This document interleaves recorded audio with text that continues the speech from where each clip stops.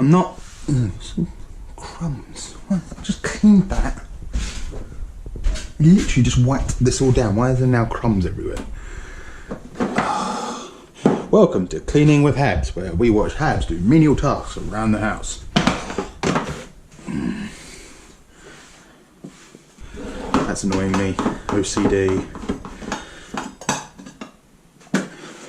Right. Look at me getting all arty-farty with my camera work. Probably won't use any of that. And put down the stock pot tripod, which works really well because it's practically like having it on a dolly. To digress. I haven't gressed, to digress. Is that the one that works? Almost lost some toes. To be fair, doobly-doo, what's that called? Boning lots of meat. Tee-hee-hee.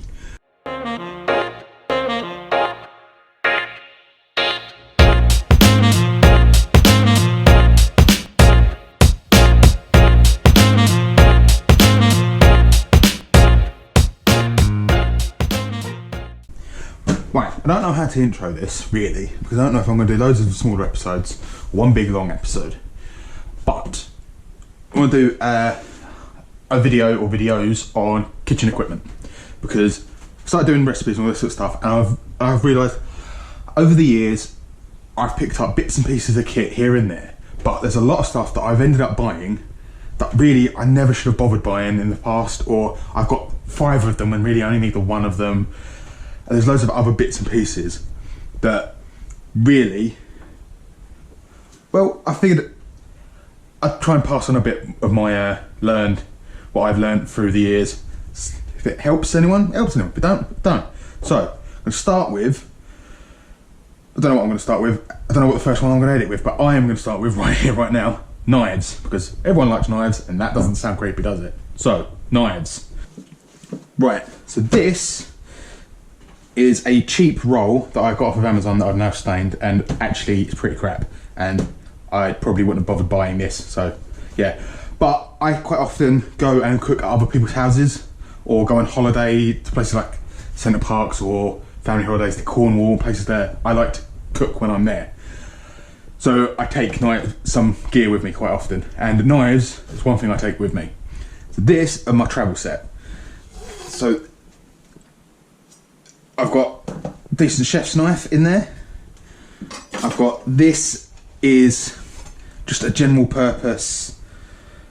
It gets used as a chef's knife, it gets used as a carving knife, it's ridiculously sharp. It's technically a sushi knife. It's Japanese style, but we'll get into that in a bit. A boning knife, filleting knife. A mini small Santoku that I use for veg prep more than anything. A wicked sharp, semi-flexible bladed, just a general utility knife, quite long, quite thin. This works quite well as a boning knife as well. A serrated bread knife, because, yeah, and a steel. I'll get onto the steels in a bit. We're going to start, I suppose, with chef's knives. Anyway, back to the knives. So, over the years, I've accumulated these chef's knives.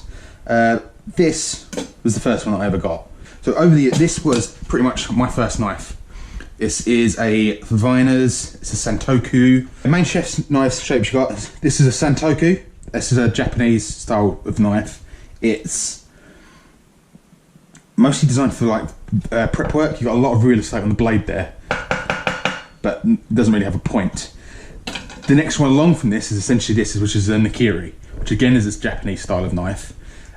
Quite not too much curvature on the blade, but a fair bit. No point at all. This is just for prepping, mass prepping loads of veg. This is the more European style of chef's knife.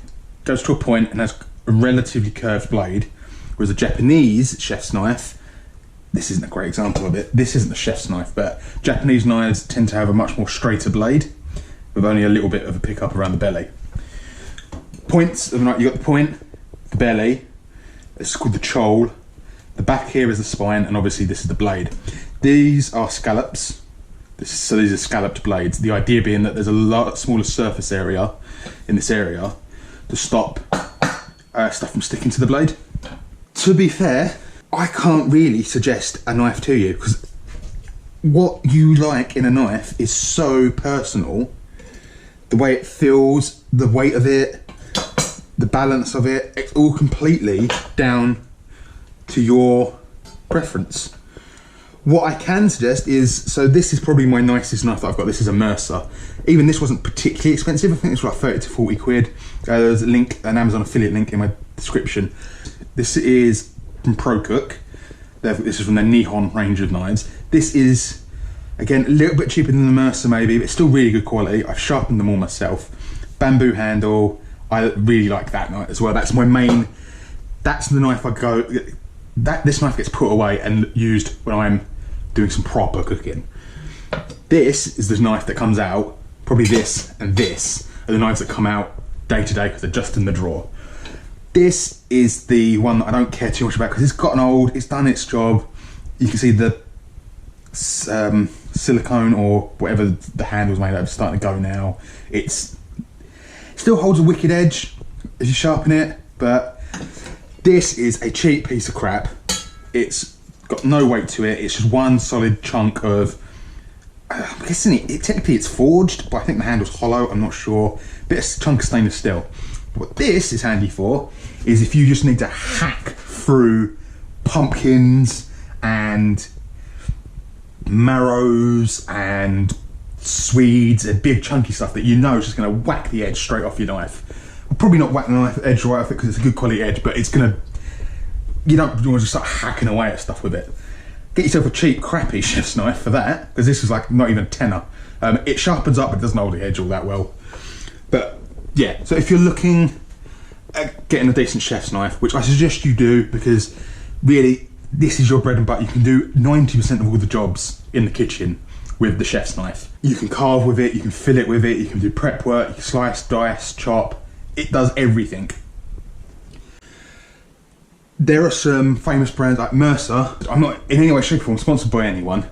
This Mercer knife, I can't, for how much this cost, the bang for the buck in this knife, it's got a nice weight to it, the handle feels great, it sharpens really well, it's a beautiful bit of steel. It's, I want to say like 30, maybe 40 pounds, I think. It's, for what it costs, it's a beautiful knife. I would say you're not going to lose much. If you do like cooking, you know you want to get a decent knife, get the Mercer. It's a good benchmark, and if you want to go a bit more upmarket, then look at the more higher end blades, like the Wusthoffs, the Sabatiers, Togs, Shuns. You can spend a lot of money on a knife. Don't just go out there and spend a load of money on a knife.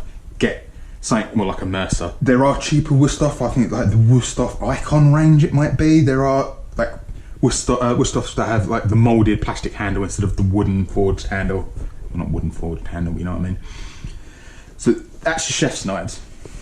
So there's a whole host of other different knives. The other knife really you should look at, if you can only get a small set of knives or a few choice knives, get a decent, half decent chef's knife. After that, I'd say get yourself either a utility knife or a paring knife. Paring knives are smaller, obviously. They're designed for working as to pair, is to cut towards yourself. So for paring carrots, for peeling, small intricate work, they're handy sometimes if like, you're getting in and trying to fillet chicken thighs, like something that's a bit smaller and you're not miles away from what you're working with a chef's knife. Utility knives, pretty much the same. The blades tend to be maybe a little bit thinner, but they're always a little bit longer. I would probably, out of all of my knives, go with my Mercer chef's knife and then this utility knife because it's really sharp. This is a Syracuse. It came in a set with this and this. I don't want to say they're on Amazon. I put a link down in the description. These Syracuse knives, again, they're cheap, but then they are very cheerful. They wicked sharp, and they work brilliantly. There's also stuff like this. So I've got the big Santoku that I showed a minute ago. This small little Santoku I like. It's great for whacking through herbs and light veg and doing a load of quick prep work where you don't want a massive big knife and stuff. These, I think everyone's got one of these. It came in the Kitchen Devil set that my mum bought, I think about the age I was born. Around about when I was born, with the kitchen devil carving knife, and the ultimate does everything serrated carving knife. I think that's supposed to be a carving knife, and the serrated blade edge, and a fork for some reason. It's handy to have a serrated knife. There's two main types of serrated knife. You've got the saw blade serrations and the scalloped style serrations. Now the scalloped style serrations tend to work, are the main ones that I tend to go for. That works well for slicing softer stuff like tomatoes as well, and you can even carve meats with it.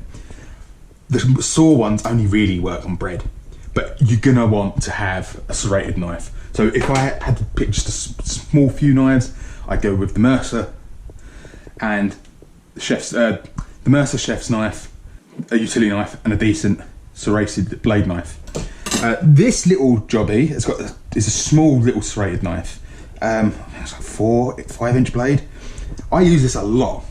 It's really handy for cutting open rolls and small little stuff, and that's a nice little knife.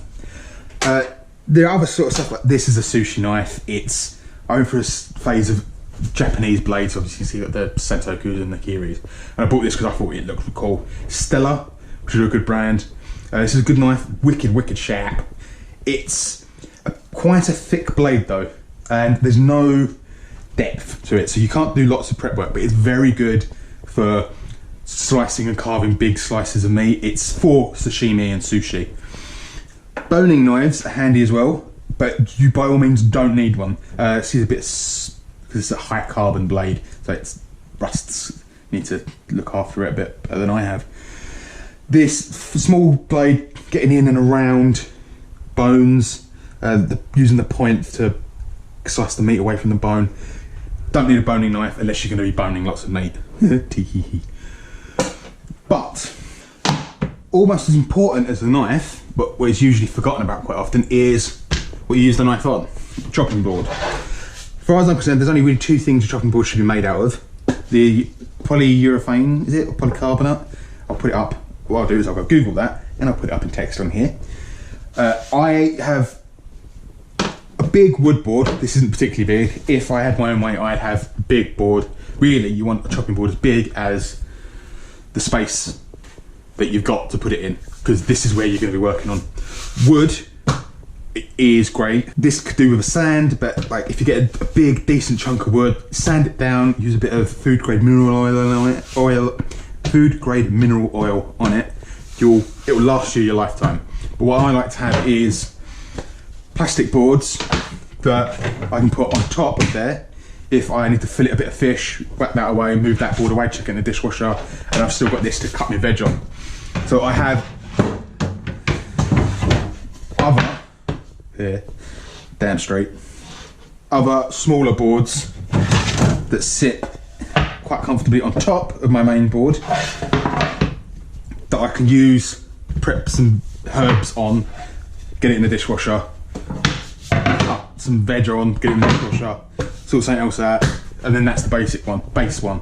Damp tea towel underneath it, stops it from sliding all over the place. But yeah, don't get, there's big slabs of granite. They're great for rolling pizzas out on and pastries. Don't use your knives on them. They're gonna muller your edges. They really are. Talking of edges, there's another thing you need. Well, another two things. A steel. So a decent steel, these do not sharpen your blade. So a steel, like this, you run your edge not towards it ever so slightly, a very slight angle, just like you're trying to take the thinnest slice out of it. So you just run your blade from heel to point, and do 3 on one side, 3 on the other, 2 on the other, then 1 on that one, then 1 on that one. So that hones the edge of your blade. This does not sharpen your blade. What this does is, if you were to look at the edge of your blade under a microscope, it starts to get squeezed up and bunched up and bent over and mangled out of the way. This edge is still sharp, but you're not cutting in line with what you're cutting anymore. You're cutting against the flat of the blade, so it feels like it's blunt. So every time I use one of my really good knives, before it gets put away, it'll get washed up, and then I'll go over it with a steel. Crappier knives I generally don't worry about as much, but a good knife deserves being looked after. If that edge is no longer there anymore, then your knife's blunt. And in order to sharpen your knife, this won't do the job. What you need to sharpen are whetstones. These are kind of like sandpaper. This is a leather strop. I'm going to that. You see the number is how much grit there is. So 400, it's like sandpaper. The lower the number, the rougher the material. I'm not going to touch this. This is a video in its own right, how to sharpen knives. I'm not an expert in this. It's a skill that might be worth having, but you don't necessarily need it. If the value of your knife is not great, don't bother trying to sharpen it. But you move your knife along the whetstone, and it removes material from the blade, sharpens it, creates a burr, which is the tip of the blade. It starts to go like that, then like that, and like that. You slowly, then you use the strop. You strop that blade to a cutting point. There are other means. There are also pull-through knife sharpeners like these. So these are okay for cheaper knives. I use these knives that I don't care too much about. I will sharpen them up on this. Just helps put a bit of edge back on there. That will put a little bit more. If they're starting to lose their edge, this will sort them out. This will cut the metal away and remove material. So that's knives. I'm guessing that knives is an episode in its own right, but biggest takeaway, I can't say that this is the perfect knife for you, because it's such a personal thing, the way a knife feels in your hand, the way you hold it, the way it should feel like an extension of you. You shouldn't work against it. And for that reason, I can't say this knife's perfect, go buy it. All I can say is Mercer's a great brand, but so is Winners, so is Sabatier, so is Shun, Wusthof, Tog. There's loads of good brands out there. These Syracuse ones are quite cheap, but they're really good. I've not had any problems with these. I've got the Stella blades. I've got Rockingham Forge. They're a good make. The Pro Cook knives. Pro Cook in general is a great brand. You're gonna have to go and find one that you think you like the look of. If you want to spend decent money on a knife, go to a knife shop though, and see if they'll let you hold it and try it out. I don't know if they will, but yeah, get yourself a good knife, a good chopping board to use it on. Storing your knives, I've got a knife roll for the stuff that I move around. These blocks, again on Amazon, there'll be a link in the description. The knife, there's little blocks, cork, and the knife just sort of stands in between them, keeps them all safe and out of trouble. These knife blocks I'm not a massive fan of, because they just get dirty and grubby and your knife's banging against there. But if you want a few knives out and easy to get to, they are handy. But yeah, so part 1 in kitchen equipment, that's going to be. Part 2, I will probably do pots and pans, should be up soonish as well. But yeah, the normal like, subscribe, hit the bell icon, that's apparently quite handy. Comment if you if you use any of these brands, or you've got any other knife brands out there that you like, or you can vouch for. Whack them down in the comments. Or if there's any other kit that you're wondering about, give us an ask. I've probably bought it, I've probably used it. I am stupid when it comes to, I just spend my money on anything in the kitchen. I've got too many pots and pans, I've got too much of everything. So yeah, like, comment, subscribe, and I'll see you soon with other bits and pieces in the kitchen. See you later.